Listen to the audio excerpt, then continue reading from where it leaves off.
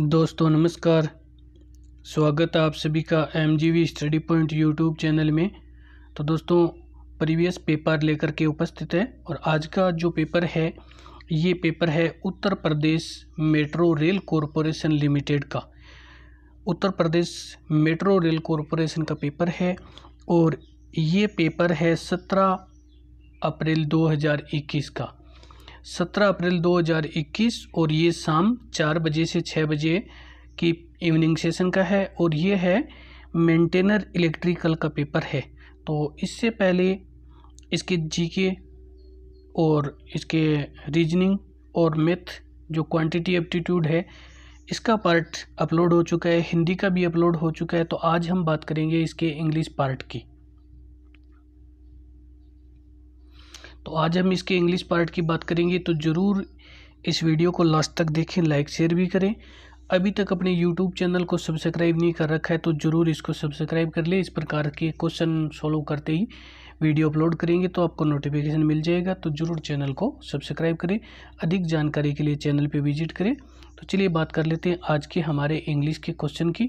यहाँ से हमारा स्टार्ट होता है इंग्लिश का पार्ट, सेक्शन जनरल इंग्लिश। और जनरल इंग्लिश के क्वेश्चन की हम बात करें तो क्वेश्चन फर्स्ट ये आपके सामने है। क्वेश्चन फर्स्ट में the following sentence has been split into 4 segment, identify the segment that contain the grammatical error.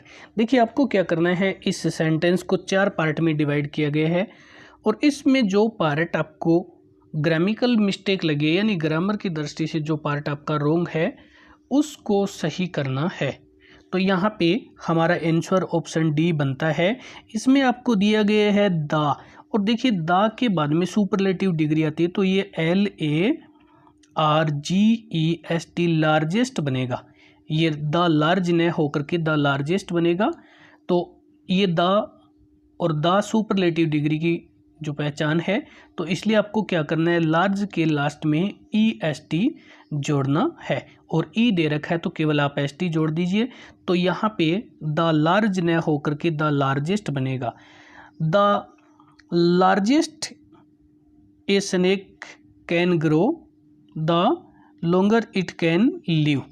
तो यहाँ पे लार्ज न होकर के द लार्जेस्ट होगा। चलते हैं इसी के साथ में, चैनल को सब्सक्राइब जरूर करिए, वीडियो को भी लाइक करके कमेंट करके भी बता दीजिए। Question second, select the most appreciate antonym of the given word. देखिए सेलेक्ट करना है मोस्ट अप्रिशिएट उचित एंटोनेम, एंटोनेम यानी अपोजिट विलोम शब्द आपको गिवन वर्ड दिए गए शब्द के लिए। आपको जो वर्ड दिया गया है, शब्द दिया गया है, ये है टेंडर। देखिए टेंडर का मीन्स हिंदी में बात करें तो ये होता है निविदा। ये होता है निविदा यानी किसी कार्य के लिए कोई निविदा निकालना और उसके माध्यम से कार्य करवाना। और यहाँ पे हमारा आंसर है हार्ड। देखिए हार्ड का जो अर्थ होता है वो होता है कठिन, या हम यूँ कह सकते हैं मुश्किल, मुश्किल भी कह सकते हैं और कठिन भी कह सकते हैं। आगे हमारे पास है ब्रॉड। देखिए ब्रॉड, वैसे तो ब्रॉड का मीन्स होता है प्रसारण और इसको हम विस्तृत भी कह सकते हैं, चौड़ा भी कह सकते हैं, विस्तार भी कह सकते हैं। सॉफ्ट, देखिए यहाँ पे सॉफ्ट का जो अर्थ होता है वो होता है कोमल, मृदुल भी कह सकते हैं। और आगे हमारे पास है मिल्ड। मिल्ड का जो अर्थ है वो है सौम्य। मिल्ड का जो अर्थ है मिल्ड होता है सौम्य। चलते हैं इसी के साथ में नेक्स्ट क्वेश्चन की बात करते हैं। तो चैनल को सब्सक्राइब जरूर करें, वीडियो को भी लाइक कर दीजिए और कमेंट कर दीजिए जो आपको जैसा भी लगे तो ज़रूर। Select the most appropriate option to fill in the blank. देखिए आपको उचित ऑप्शन चूज करना है, आपको सही विकल्प चुनना है और फिल इन द ब्लैंक खाली स्थान भरने के लिए, ये खाली जगह दे रखी है इसको भरने के लिए। तो यहाँ पे आपको जो सेंटेंस दिया गया है इसको थोड़ा सा जूम करके देख लीजिए। आपको देयर आरंट और आगे आपको दिया गया है blank printing error in this book. इस पुस्तक में कोई भी एरर मिस्टेक नहीं है। देखिए यहाँ पे आपका जो सेंटेंस है ये आर और इसके प्लस में दिया गया है नोट, तब बना है ये आरंट। ये क्या बना है, आरंट। यहाँ पे AREN और N के आगे कोमा करके T, यानी आरंट दिया गया है। तो ये आर नोट से आपका सेंटेंस बन गया है नेगेटिव। और देखिए नेगेटिव सेंटेंस में एनी का यूज किया जाता है। मोस्टली आपको नेगेटिव सेंटेंस में एनी का यूज करना है। अब देखिए मैं आपको बताता हूँ कि एनी के लिए आप क्या कर सकते हैं। एक तो इंटरोगेटिव सेंटेंस है तो भी आप एनी का यूज कर सकते हैं, और नेगेटिव के साथ तो आपको एनी का यूज ही करना है। अब मैं आपको बताऊं कि इनडेफिनेट प्रोनाउन बनाने के पहले आप इनके पहले यूज कर सकते हैं। देखिए किस प्रकार से, जैसे मैंने आपको लिखा वन, तो यहाँ पे आप क्या लिखोगे, एनी वन। जैसे मैंने लिख दिया यहाँ पे थिंग, तो यहाँ पे एनी थिंग। इसी प्रकार से एनीबॉडी और ये जो एनी का यूज होता है। अब हम बात करेंगे एनी के बारे में। मोस्टली आपको ऐसे शब्द दिख जाए आपके सेंटेंस में किसी भी कंपटीशन एग्जाम में, तो आपको वहाँ पे एनी कर देना है। यदि किसी वाक्य में ये वर्ड आपको अगर दिखाई दे जाए या ये वर्ड दिए हो, जैसे नेवर, नाइदर, नोर, हार्डली, विदाउट, बिहाइंड और अनटिल, इफ, वेदर, इस प्रकार के कोई भी शब्द यानी वर्ड आपको एग्जाम क्वेश्चन पेपर में दिए गए हैं, तो आप वहाँ पर एनी ऑप्शन चूज करेंगे डेफिनेटली। चलते हैं बात कर लेते हैं इसी में हमारे पास यहाँ पे सम। देखिए सम के लिए क्या है, अफर्मेटिव सेंटेंस के लिए और इंटरोगेटिव और नेगेटिव जब दोनों एक साथ आ जाए तो आप सम का यूज करेंगे। और जब आपसे कोई पोलाइट रिक्वेस्ट कर रहा है तब भी आप सम का यूज करेंगे। कोई विनम्र प्रार्थना कर रहे हैं कुछ ले लीजिए, तो इस प्रकार से आपको क्या करना है, उसमें सम का यूज करना है। आगे हमारे पास है फ्यू। देखिए फ्यू है वो नंबर्स है, एक संख्या सूचक शब्द है और इसका अर्थ होता है न के बराबर। फ्यू का अर्थ होता है न के बराबर। आपके पास कोई भी किसी चीज की संख्या है, नंबर्स है, but you can't use them, आप उन्हें यूज नहीं कर सकते। संख्या जिसका उपयोग न हो सके ऐसी संख्या आपके पास है, यानी न के बराबर है, तो वहाँ पर आपको क्या करना है, फ्यू का यूज करना है। जैसे मैं कह सकता हूँ I have dash money, I can't purchase a book. मेरे पास मनी है लेकिन मैं बुक नहीं खरीद सकता।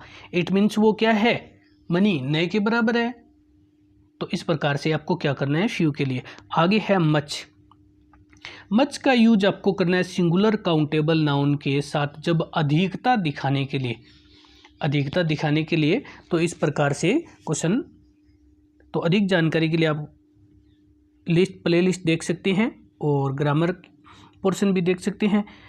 अब हम चलते हैं, बात करते हैं अगले क्वेश्चन की। तो आगे हमारे पास नेक्स्ट क्वेश्चन नंबर है 4। देखिए क्वेश्चन 4 में आपको क्या कहा जा रहा है, select the most appropriate option to fill in the blank.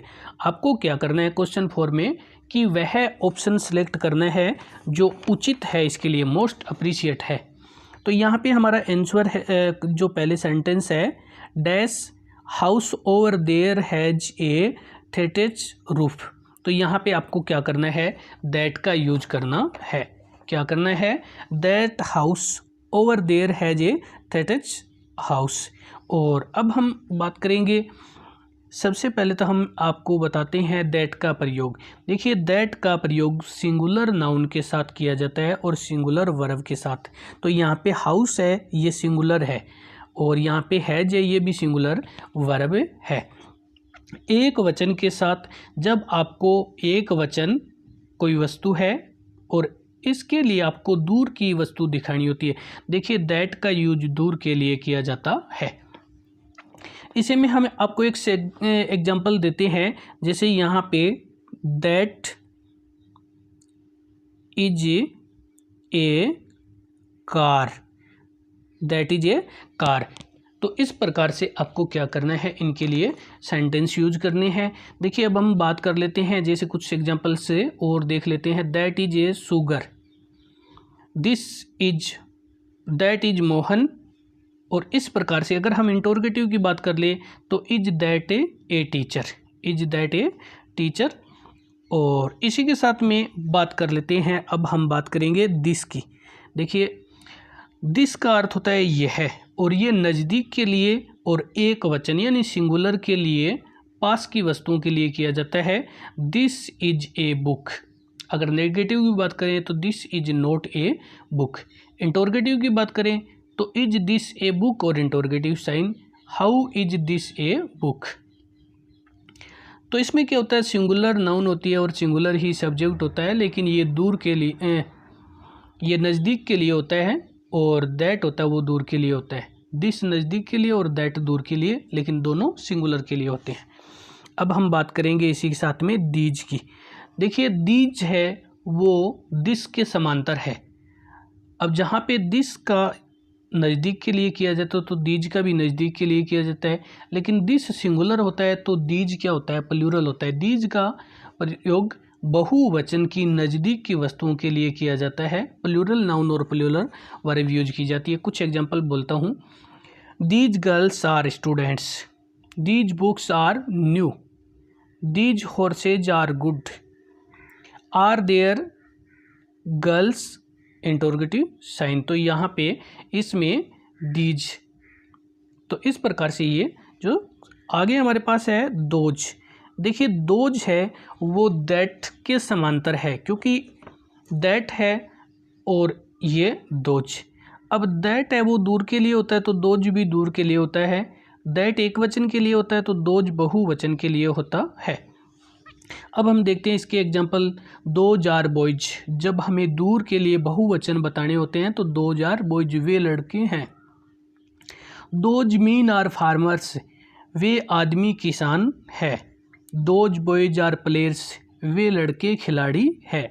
Those boys are not good, वे लड़के अच्छे नहीं है। आर दोज चिल्ड्रन, क्या वे बच्चे हैं।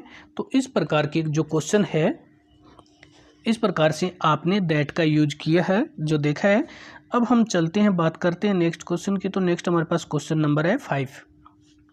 देखिए क्वेश्चन 5 में select the most appropriate option to fill in the blank. आपको ब्लैंक फिल करने के लिए उचित ऑप्शन चूज करना है। तो यहाँ पे आपको सेंटेंस दिया गया है, these important document should be signed in ink. तो यहाँ पे आपको इन का यूज करना है। देखिए मैं सबसे पहले आपको क्ल्यू कर देना चाहता हूँ कि यहाँ पे वैसे अगर हम किसी पेन से लिखें तब तो वहाँ पे विद होना चाहिए, विद ब्लू इंक। जैसे कलर का नाम आ जाए तब भी हम क्या करेंगे, जैसे यहाँ पे विद का यूज करेंगे, लेकिन यहाँ पे इंक है, इट मीन्स हम क्या करेंगे, इन का प्रयोग करेंगे। अगर यहाँ पे रेड पेन आ जाता, ब्लू पेन आ जाता, तब तो हम विद करते, क्योंकि पेन क्या था, एक हथियार या साधन था कार्य करने का या माध्यम था। लेकिन यहाँ पे इंक है तो ये इन हो जाएगा। तो बहुत सारे स्टूडेंट ये सोचते होंगे कि इसमें विद होगा। विद इसलिए नहीं आया क्योंकि ये इंक है। अगर रेड पेन होता, ब्लू पेन होता और उसके साथ में इंक होती, रेड इंक पेन या ब्लू, तो इस प्रकार से वहाँ पे आप विद भी कर सकते थे। तो यहाँ पे अब हम बात कर लेते हैं इन के कुछ और एग्जाम्पल होते हैं। जैसे इन का अर्थ अंदर, कोई वस्तु किसी के अंदर होती है, और महीने के नाम के पहले, जैसे सी केम इन जुलाई। और अब हम बात कर लेते हैं बाय के प्रयोग। देखिए बाय का प्रयोग किसी भी कार्य को करने का तरीका। He sent me a letter by post, उसने मुझे एक लेटर भेजा बाय पोस्ट। तो ये भेजने का तरीका है। पैसिव वॉइस में जब हम सब्जेक्ट को बाय लगा करके लिखते हैं। साधन जब 4 व्हीलर हो या 3 व्हीलर हो तो बाय बस, बाय कार एटसेट्रा। इसी प्रकार से आपको क्या करना है, जैसे किसी मेजरमेंट के लिए, जैसे किसी वस्तु को मापना है तो by the KG, by the litre, by the feet, इस प्रकार से। और अब हम बात कर लेते हैं विद। देखिए विद का प्रयोग किसी कार्य को किसी के सहयोग से करना। जैसे अब हम बात कर लेते हैं, she wrote a letter with a pen, उसने पेन से एक लेटर लिखा, तो वहाँ पे विद हो गया, क्योंकि पेन एक साधन हो गया, पेन के सहयोग से उसने लेटर लिखा। I was playing cricket with my friend, किसी के साथ कार्य करने, विद माई फ्रेंड्स तो मेरे दोस्तों के साथ। और किसी धारदार या हथियार से भी विद का प्रयोग होता है, तो यहाँ पे सहायक साधन, सी रोट विद ए पेन, उसने एक पेन के साथ लिखा। और अब हम बात कर लेते हैं इंटो। देखिए इंटो का प्रयोग जब कोई वस्तु व्यक्ति अंदर से बाहर चले जाती है, बाहर से अंदर आ जाते हैं, स्थान परिवर्तन हो जाती है, गति हो जाती है, रंग गुण दोष दशा आदि बदल जाती है। जैसे हम कह सकते हैं ice change into water, water change into ice, जैसे पानी है वो बर्फ़ में बदल गया, बर्फ़ पानी में बदल गई। या हम कह सकते हैं translate into Hindi English method जो भी है, मिल्क चेंज इनटू कर्ड, दूध है वो दही में बदल गया। तो इस प्रकार से जो परिवर्तन होता है, ही केम इनटू रूम, वह रूम में आया। तो आपको क्या करना है, वहाँ पे इनटू का यूज करना है। तो दोस्तों ये आपके 5 क्वेश्चन थे, और इंग्लिश के लिए आप प्ले लिस्ट पे देख सकते हैं, आपको मिक्स क्वेश्चन भी मिलेगी, ओल्ड सॉल्व्ड पेपर भी मिलेंगे, और इंग्लिश की ग्रामर के सभी टॉपिक किए गए हैं बुक के सिलेबस के आधार पे, जो RBSC NCB इनके आधार पे। तो इसी के साथ में वीडियो देखने के लिए धन्यवाद।